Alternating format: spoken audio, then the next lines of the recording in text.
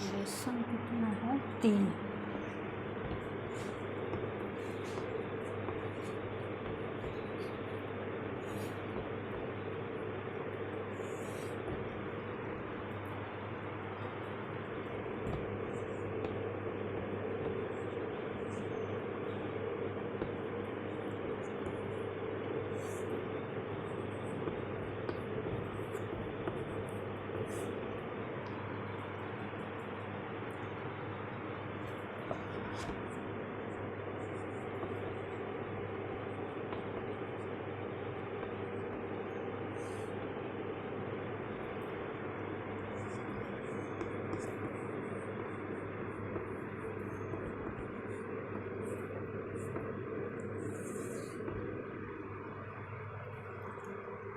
Dear student, आज class 8 को अध्याय 3 से बाकी जो है वह बताने जा रही हूँ। आप लोग ध्यान से सुनेंगे। शीर्षक है संतुलित आहार स्वास्थ्य का आधार। संतुलित आहार स्वास्थ्य का आधार। इसमें बताया गया था कि संतुलित आहार जो है वो 5 प्रकार के होते हैं। 5 प्रकार के पौष्टिक तत्वों से प्राप्त होते हैं शरीर में। पहला था प्रोटीन, दूसरा था कार्बोहाइड्रेट, तीसरा वसा, चौथा विटामिन और 5वां है खनिज लवण। जिसमें से आप लोगों को प्रोटीन के बारे में, कार्बोहाइड्रेट के बारे में, वसा के बारे में, विटामिन के बारे में चर्चा हो चुकी है। अब आगे आता है आपका 5वां जो है शरीर के लिए जो संतुलित आहार है वह है 5वां खनिज लवण। तो हमारे शरीर में खनिज लवण की प्राप्ति कैसे होती है?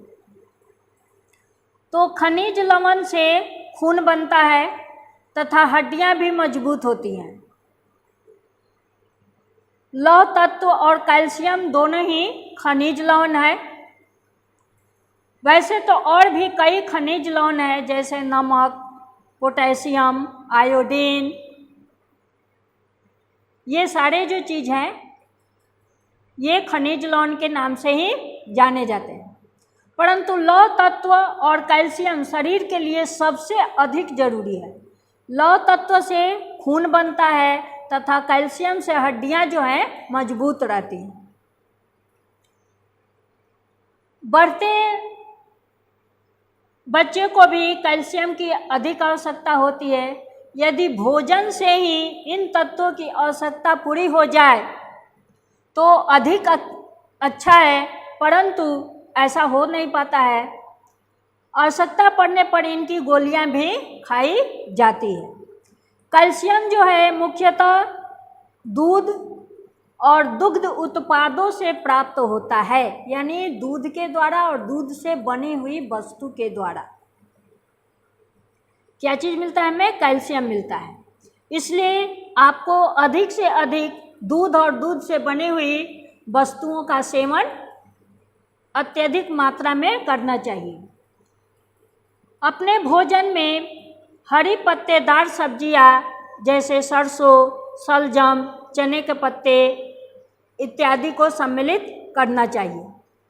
इनसे लौह तत्व और कैल्शियम दोनों प्राप्त होते हैं। दूध, दही, मट्ठा, पनीर, चना, दाल, सोयाबीन तथा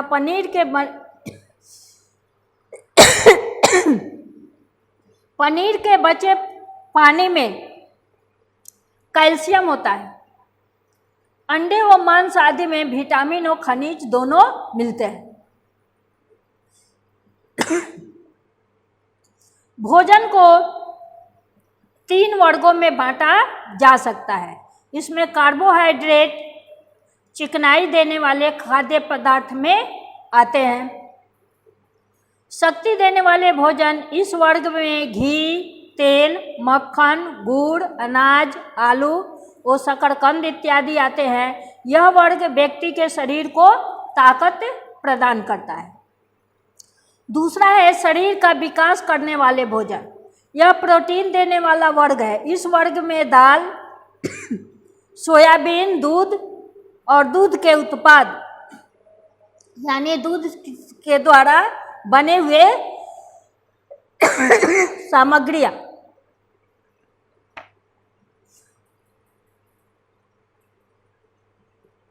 अंडा, मछली इत्यादि। प्रतिरक्षा करने वाले भोजन।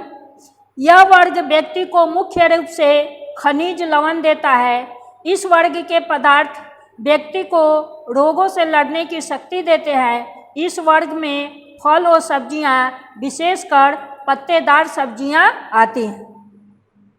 व्यक्ति को पूरे दिन को एक इकाई मानकर दिन भर के भोजन के लिए तीनों खाद्य वर्गों में से कोई ना कोई पदार्थ लेना चाहिए। जैसे मान लीजिए कि शक्ति देने वाला जो पदार्थ था, जैसे घी, तेल, मक्खन, गुड़, अनाज, आलू, चाहे इसका सेवन करें, या शरीर को विकास देने वाले प्रोटीन है जैसे दाल, सोयाबीन, दूध और दूध से बने हुए पदार्थ, इसका सेवन करें, या प्रतिरक्षा करने के लिए यानी शरीर की रक्षा करने के लिए। तो शरीर की रक्षा करने के लिए इसमें आते हैं फल और सब्जियां, विशेषकर पत्तेदार सब्जियां। तो इन तीनों में से किसी न किसी एक को प्रत्येक दिन लेना जरूरी होता है। इन खाद्य पदार्थों को अदल बदल करके खाना चाहिए। इस प्रकार संतुलित आहार जो है वह हमारे शरीर में पाए जा सकते हैं। यदि एक व्यक्ति दिन भर में करीब आधा किलो अनाज, 2 कटोरी पकी दाल, 1 कटोरी हरी सब्जी, 1 गिलास दूध या दही, कोई एक मौसमी फल या 1 बड़ी चम्मच घी अथवा तेल, 2 बड़ी चम्मच गुड़, शक्कर या चीनी का सेवन करे तो उसे शरीर के लिए आवश्यक तत्व मिल जाते हैं। इस भोजन में अपनी उम्र, वजन, लिंग और दिन भर की जाने वाली मेहनत को देखते हुए आवश्यकता के अनुसार बदलाव भी किया जा सकता है। मान लीजिए कि किसी का शरीर भारी भरकम है तो वह थोड़ा सा खाएगा तो उसे कुछ प्राप्त नहीं होगा। तो अपने शरीर के वजन के अनुसार जो है खाद्य पदार्थ लेना चाहिए, संतुलित आहार लेना चाहिए, ताकि शरीर का विकास जो है, शरीर का कार्य जो है वह सही तरीके से हो रहे। स्वस्थ रहना सभी को अच्छा लगता है। जब हम स्वस्थ रहेंगे तभी हम कोई कार्य सुचारू तरीके से कर सकते हैं। परंतु कुछ लोग इसके लिए दवाओं जैसे कृत्रिम साधनों का प्रयोग करते हैं। तो दवा के प्रयोग क्यों करते हैं? लोग स्वस्थ नहीं रहते हैं, अस्वस्थ हो जाते हैं, तब उन्हें दवा की ज़रूरत पड़ती है। और कुछ लोग जो हैं वो नियमित अपना संतुलित आहार शरीर में लेते रहते हैं, इसलिए उन्हें दवा जैसी साधनों की आवश्यकता नहीं पड़ती है। वे शारीरिक श्रम करते हैं, उचित एवं संतुलित आहार का कुछ महत्व समझते हैं, तब वह जाकर के अपने शरीर में लेते हैं तो वह स्वस्थ रहते हैं। जबकि प्रकृति के कुछ सरल नियम हैं जिनका पालन करके ही हम स्वस्थ रह सकते हैं।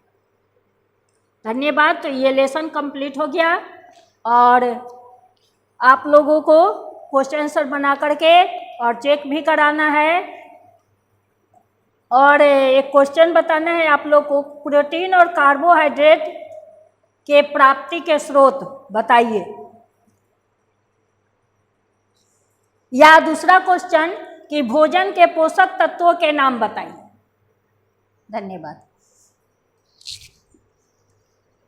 हो गया।